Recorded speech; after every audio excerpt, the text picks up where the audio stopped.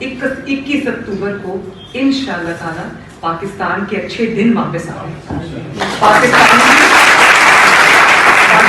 کی خوشحالی واپس آ رہی ہے، پاکستان کی جو مہنگائی میں کمی ہے وہ واپس آ رہی ہے۔ اب میاں صاحب کے دور میں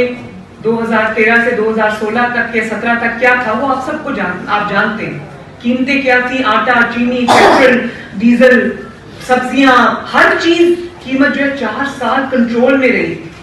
جیسے نواز شریف صاحب کو نکالا،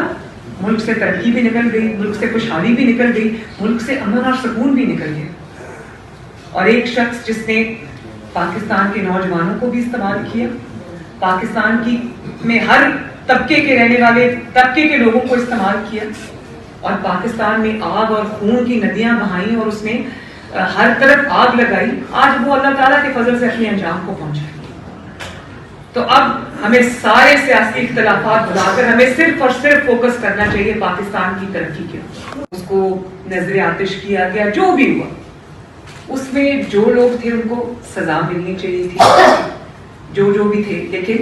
جس طرح اس کے بعد ایک مسیحی برادری کے اوپر جس طرح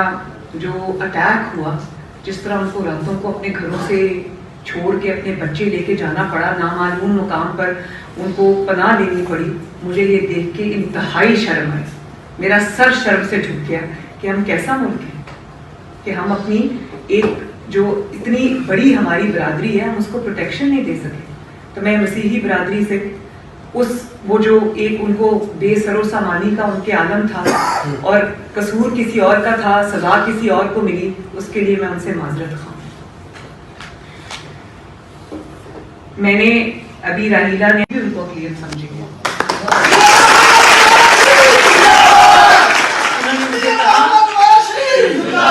لیکن کوئی اقلیت کوئی اکثریت نہیں ہے، یہ میں دل سے بات کر رہی ہوں، ہم سب پاکستانی ہیں اور جتنے بڑے اسٹیک ہولڈر ہم ہیں اتنے بڑے اسٹیک ہولڈرز ہیں، اور یہی وجہ ہے کہ جب مجھے چیف آرگنائزر کا عہدہ ملا تو میں نے جب جس کو اب مائنورٹیز ونگ کہتے ہیں، میں نے اس کو دیکھا تو مجھے یہ فیل ہوا کہ یہ تو نام کا ونگ ہے،